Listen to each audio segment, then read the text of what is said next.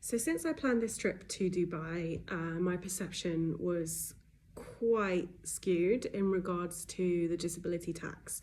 I only really accounted for myself and a small proportion for what additional disability tax I would have to pay in accordance with my son's needs. Because I've done this trip so many times before since childhood. I've been here loads of times and I kind of felt like I knew what to anticipate. The experience has been vastly different with my son. So here are some Dubai specific disability taxes to just be mindful of if you do decide to come out here and you have disabilities yourself or your child does, or both.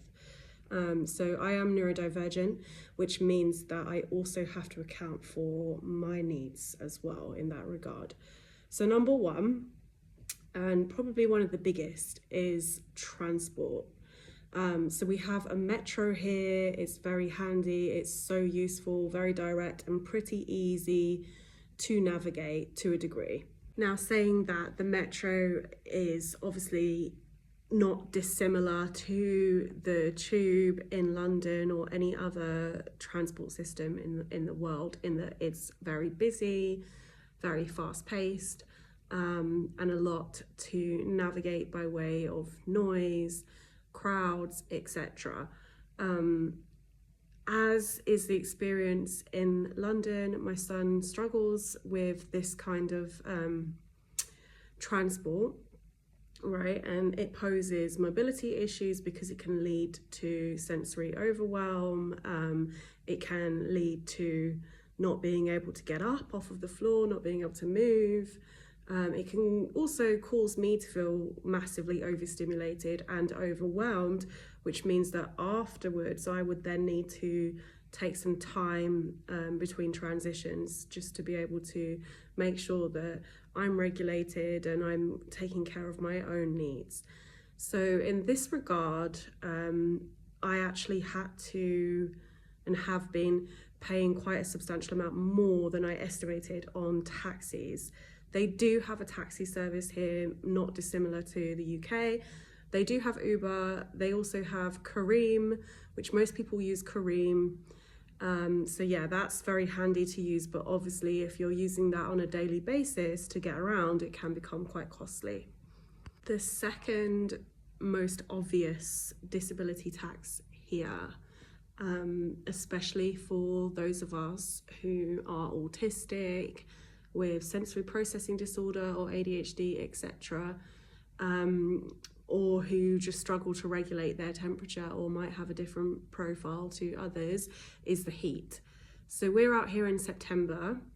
The perception of coming out here in September is that it would be slightly less hot, right? Because if you come over here in August, it's unbearable. Even though everywhere is air conditioned, just imagine going from a really cool, comfortable atmosphere of air-conditioned shopping centre to out into immediate desert heat, unbearable heat.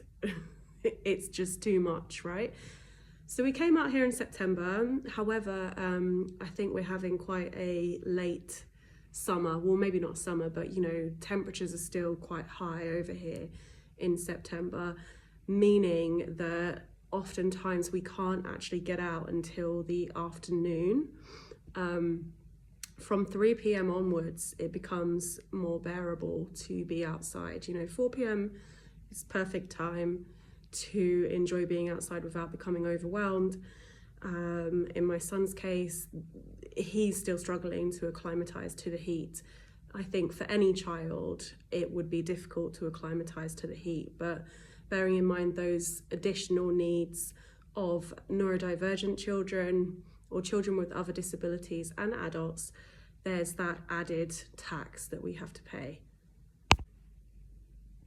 In regards to the heat being an issue, an added obstacle, I guess, to navigate with regards to that is that for women and girls, I guess there's more tax applied in general, in the dress code here is very modest.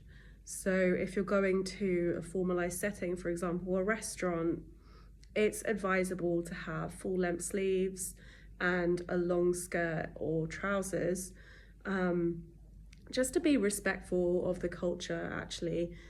Also the neckline, you know, trying to not have too low of a neckline. Casual attire is absolutely fine if you're going to the beach and places like this, for example. Shorts and a t-shirt is absolutely fine, but you do have to be mindful that the culture over here is much more modest. So in that regard, with regards to the heat, it's an added extra because you do have to wear slightly more than you would, for example, if you're going elsewhere in the world that was a hot country. What that also means is, in practice, financially it costs more, because you can't always just, for example, go to the beach for free over here, and that's going to alleviate the cost because it's too hot during the day. You can of course go in the evening onwards, and that's absolutely fine, but for other activities to do here, it is very costly to maintain indoor activities. You know, for example, you have the Dubai Aquarium, you have Ski Dubai, also you have lots of different things. You have Kidzania, which I know we have in London also. Just as an example, you know, there is a lot for children to do here, a lot of activities, but it costs a lot of money. Bureaucracy.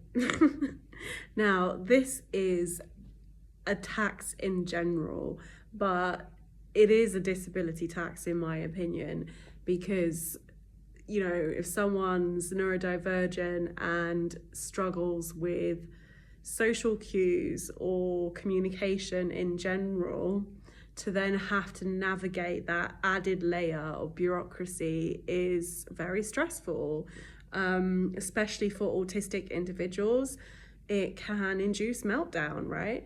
Over here, there is an extreme level of bureaucracy that is not the same as the UK. For example, when they train staff over here, they train them to all have a script, much like they do in the UK. You know, they give them a script, but I suppose they're given a lot less leeway in regards to how they deal with individual cases to make their own choices even. So you come up against a lot of vagueness, non-specific answers, no real decision making, and it can waste a lot of your time, you know.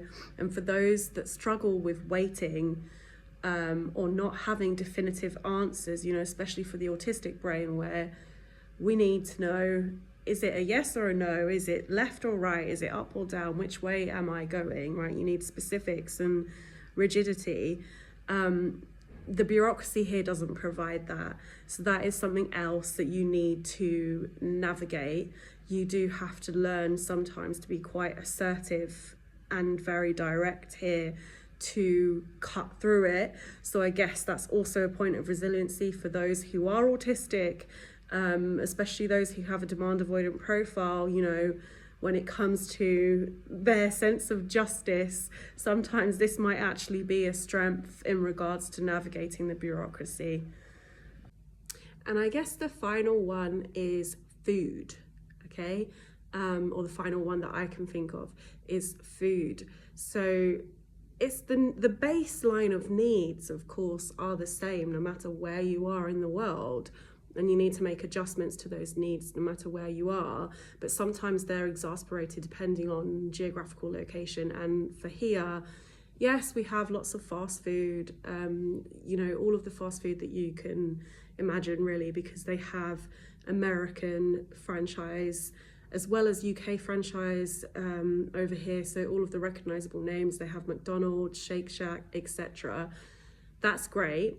But if you want to try and get some more authentic cuisine, or, you know, Arabic food, or even sometimes if you order Thai food over here, it tends to be sometimes more spicy than you would get in the UK, just because the tastes over here are more accustomed to that. So that's something to watch out for, because with my son in particular, he can't stand spicy food, and I think children in general might struggle. with spicy food, or different textures, different things to navigate. So again, this could potentially be an added cost, meaning that you'd be spending a lot on, certain takeaways, or certain meals, that your child or yourself could tolerate. So that could potentially be a higher cost. I hope that this has been somewhat helpful for you if you do decide to come over here. There's so many amazing things to experience, but it's also good to be mindful of potential obstacles and the disability tax that we have to account for.